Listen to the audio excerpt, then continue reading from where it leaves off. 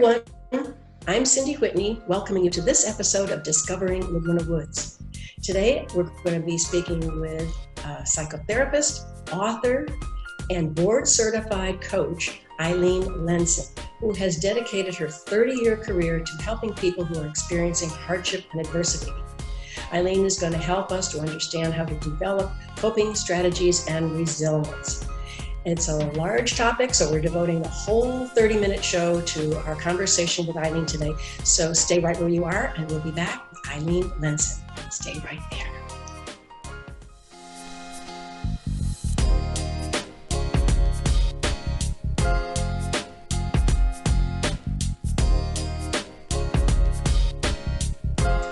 Well, here we are with Eileen Linson. Hi, Eileen. How are you today? I'm fine, and good morning, Cindy. Good to see you. Thank you very much. You know, I'm happy to welcome you to the show, and I'm very impressed that you have devoted your 30-year career as a psychotherapist to helping people, to develop coping and resilience strategies during times of hardship and adversity. And I'm just so impressed with that.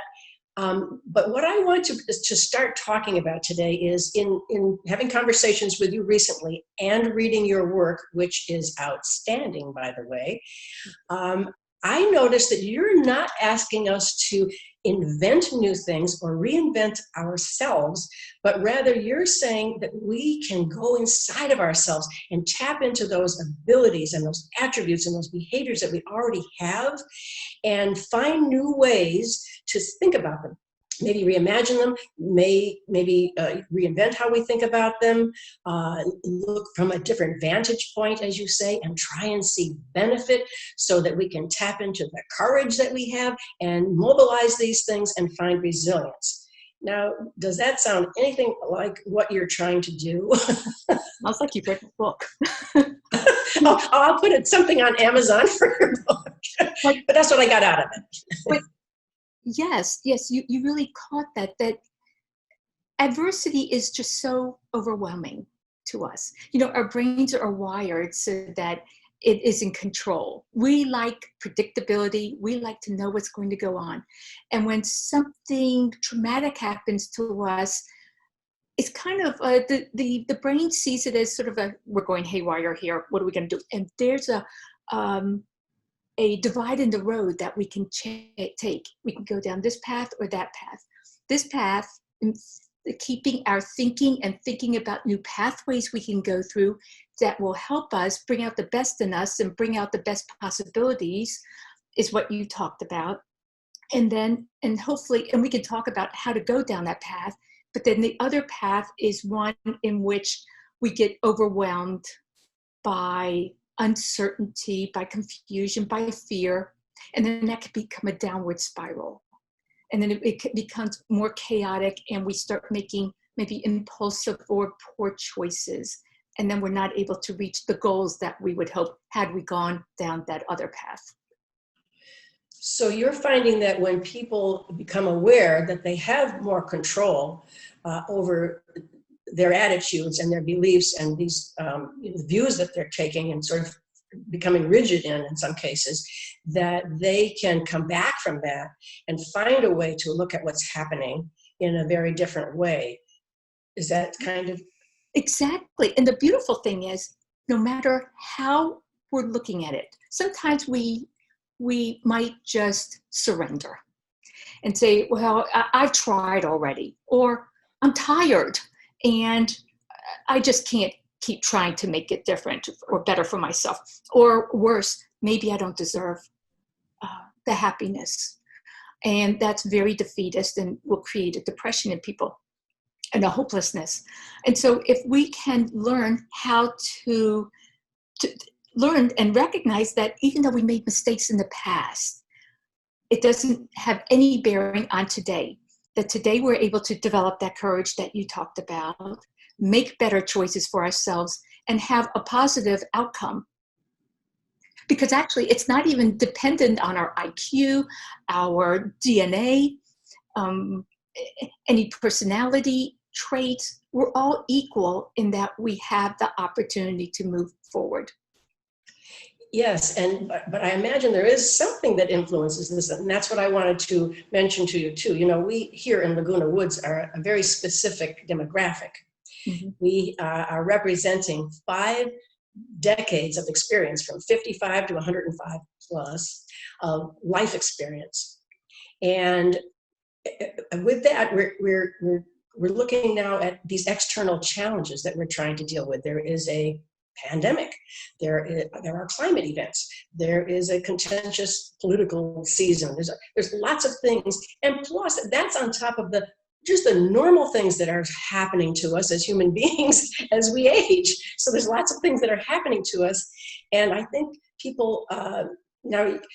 I think in our conversation, you mentioned that we might be benefiting from some of that lived experience. What do you feel about that? Yes, well, and this has been written about as well, but we have to recognize everybody comes into an adverse situation with their own toolbox, so to speak, of emotional coping skills. And sometimes we don't recognize those that we have with us. And when we've got a few decades under our belt, that also means we have some experiences. We have some life experiences, and not only that, we have learned. There have been lessons learned in that. And so we've probably, since everyone is 100% guaranteed to experience adversity, and most of us are going to experience it more than once. If you get into the 50 to 105 plus age, you can count on us having had several experiences with it.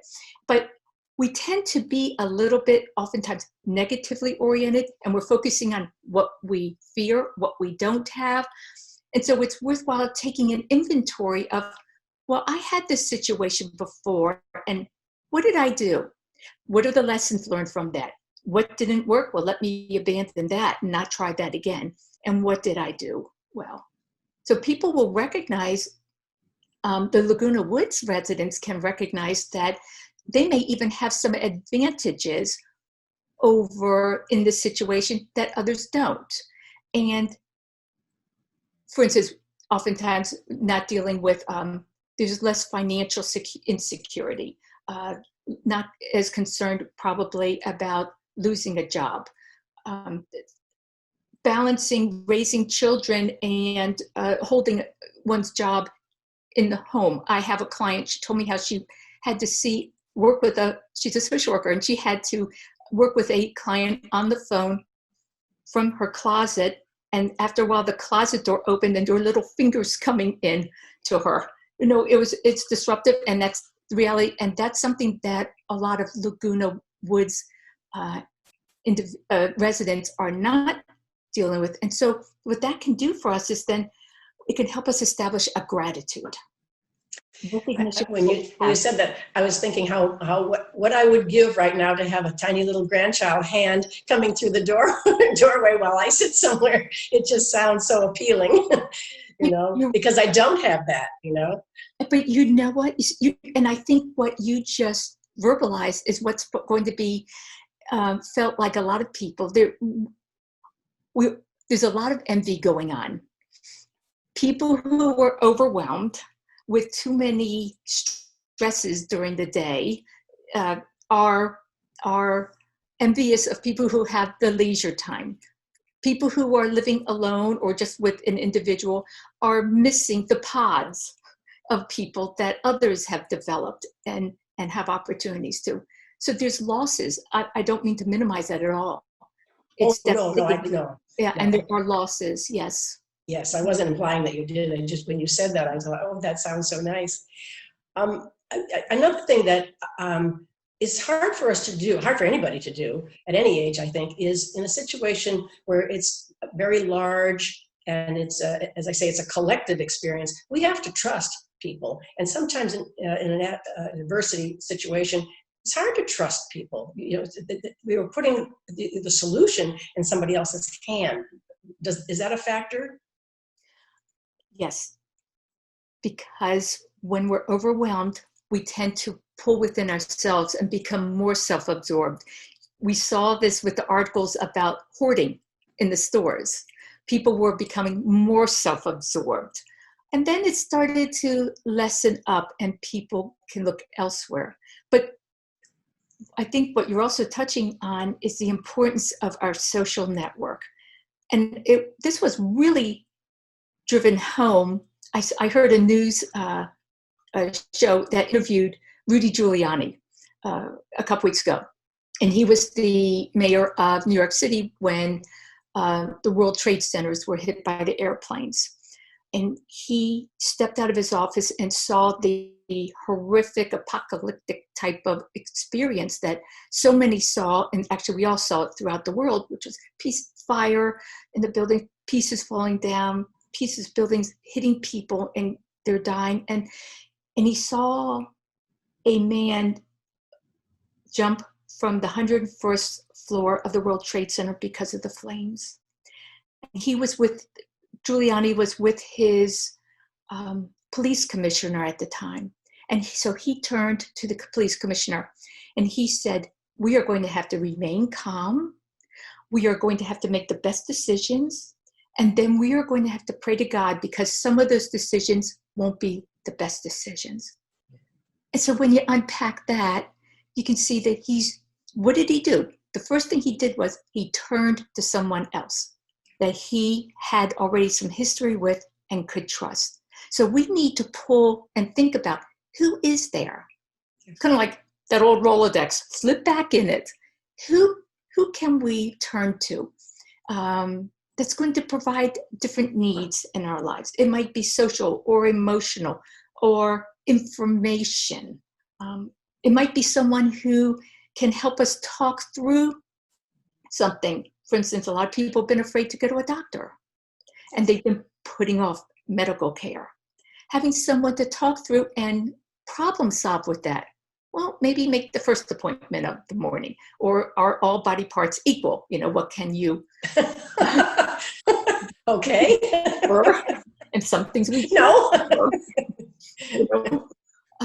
So yeah, that's really important to turn to our support system. And again, it's looking back and seeing what worked with people and tapping into them. Yes. Now, I do have to, before I go much further, because I'm going to reference it quite frequently, your book, you have written a wonderful book, and we're going to show it on the screen as well. It's called Overcoming Adversity, Conquering Life's Challenges. And it's a wonderful book. It has lots of interesting things in it. I like storytelling, and you tell lots of stories to support the points that you're making. You break it down into bite-sized chunks of things that we need to learn, such as these different pillars of learning about how to be resilient during adversity. And you give us exercises to work on, so that all of a sudden it's, as you just mentioned, trusting someone or going to someone. Practice that, showing us how to practice that so that it makes a sort of sense to us. And also it can be the way we would do it. Not everybody's going to pick up the phone and call someone. They might, send an email or a card or reach out to someone in a different way and ask them something. So there's lots of different things that we can do as individuals to achieve these goals that you're talking about. I found it to be very, it's very approachable. This isn't a dense academic book. It is academic, but it's not something that's just read it and you say, oh, well, that's just a lot of theory. It isn't. It's a lot of practicum. So thank you. Thank you. I wrote the book because I was really fortunate having a front row seat to people who had experienced traumatic events in their lives, sometimes very suddenly and without any expectation. And I have formal training, but also I learned from these people. And it was always very fascinating to me. Why do people cope well?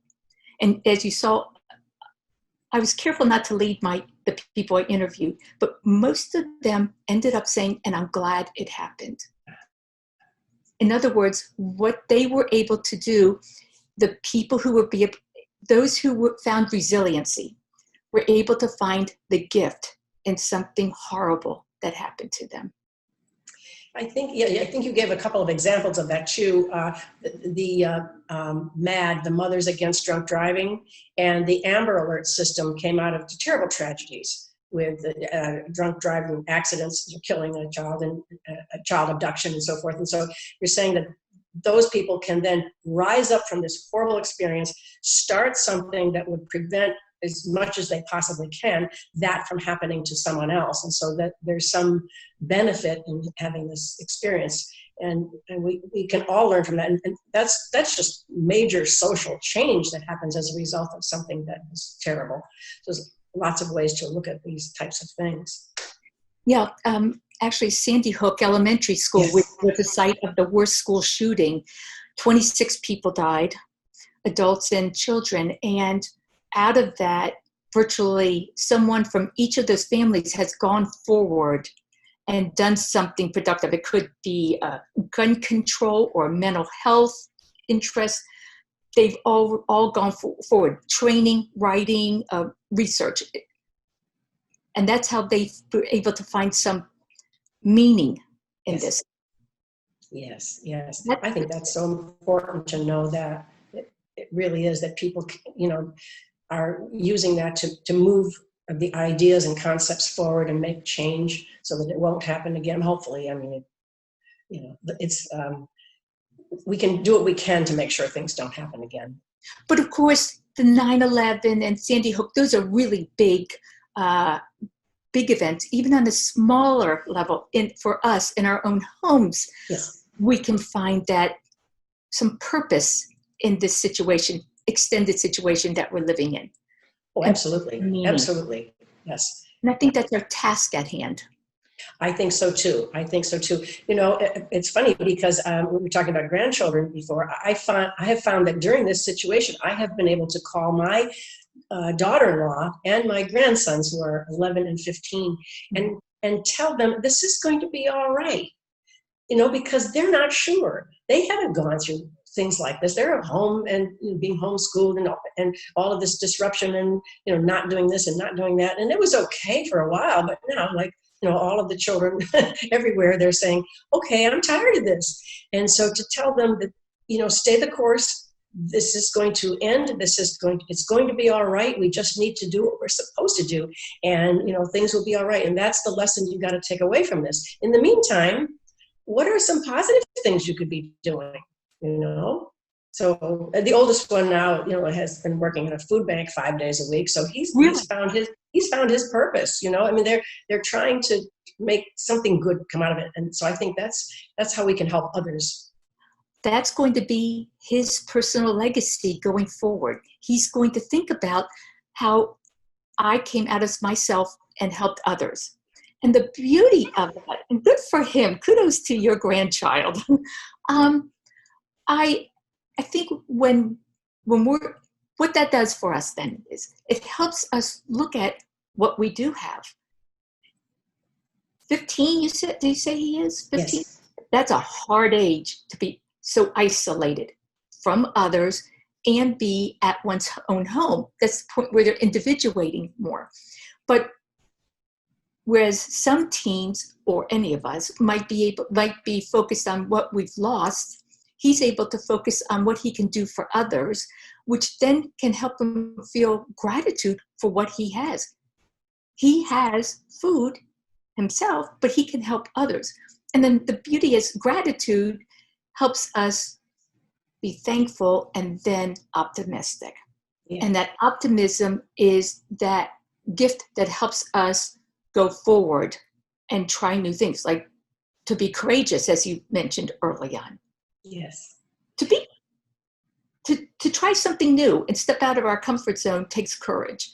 And then we're doing it when we're somewhat depleted emotionally. Yes. Because we're going through a tough time. Yes. Whatever it be. Mm-hmm. Absolutely. I'm marveling at so many things that I see around me. People really stepping up here in our community too, with food drives and care kits for those less fortunate and so forth. But something else that I turn to, I don't know whether it's frivolous or I don't know whether it's just, I like humor. Humor is kind of my North Star. My dad once told me when I was a little kid, he said, you know, Cindy, if you can laugh at something, it's not all that bad. And I wasn't quite sure what exactly he meant, but if there's something that you can find that can make you laugh somehow, some way, in any situation, things can't really be that bad, can they? And so is humor something, is it frivolous to think like that, or is humor, does it have value? It's funny because you mentioned humor. And again, good family genes you got there, because I like, that's what I like, what the message that your father gave you. We often become so serious about an issue, we forget the value of humor, or we're not aware of it. Humor is important, particularly if we share it with someone else, because it helps us bond with that person. Now we're not alone. Now we're having someone else who is sharing in our problem. Sometimes we can use humor to even mock the situation, and that helps reduce our anxiety, giving us more positive feelings. And we need positive feelings to be able to retrain our brain to go down a healthier pathway. I read some research on Native Americans, and they have experienced decades of oppression and discrimination. And at least in this one tribe, they would get together and eat dinner with their plates on their laps and laugh about things. And sometimes it was mocking the people who were oppressing them. Sometimes they just laugh at themselves. And they would laugh so hard, sometimes the food would bounce off the plate onto the floor. That enables them to have a positive, grow those positive feelings. And it's such a rich experience to have. But we can do that. In fact, I will tell people, watch one sitcom a day. Do it maybe even in the evening. If you can watch it with someone else, it's better. Science has found that, or research has found that, if you're in pain and you're watching a sitcom with someone, it will reduce your pain by 15%. If you're watching it alone, it's less, but still anything that's going to reduce our pain is going to help. So it shows the point of that shared humor that comes into benefit. Well, that makes me feel so much better, I have to tell you. Eileen, we're almost out of time. And so what I wanted to do was I wanted to mention to our audience that this is a very large conversation. It's a very expansive conversation. And so we're going to have more conversations with you, if that works well in your schedule. And we can be talking about the pillars that you have in your book: forgiveness, courage, perspective, perseverance, and hope.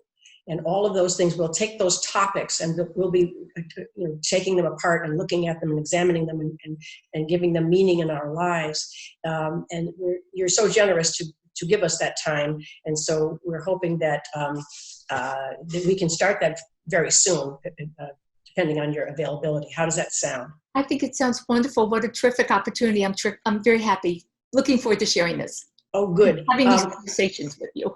Is there one thing that, real quickly, that you want us to practice until the next time? Is there anything that you can say that, like, that we should be thinking about? You've given us already a great deal in this 30 minutes. Well, I guess I'd like to say that, it's very easy to stand here and just talk about it.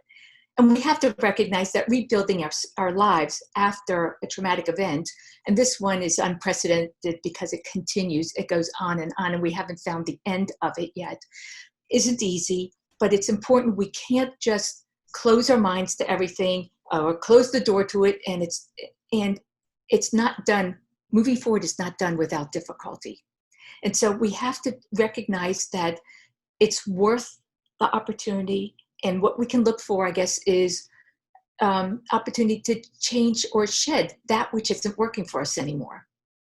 So I think that is marvelous, just to have that as our realization as we move forward. Because in our next conversations, we're going to keep that in mind, that we have work to do. We have the tools inside of us, but we're going to be doing the work with you.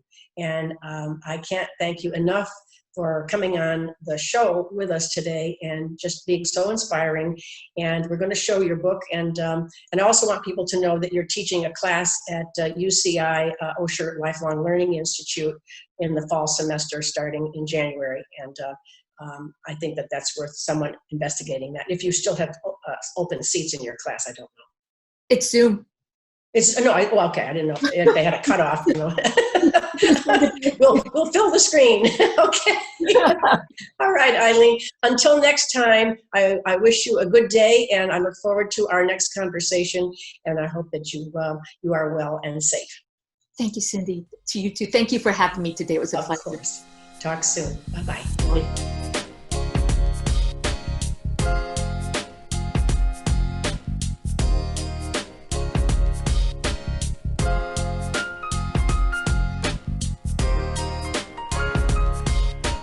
Thanks for joining us today as we spoke with Eileen Lenson, psychotherapist, who is helping us to tap into our own positivity and our own strengths to help us get through challenging times.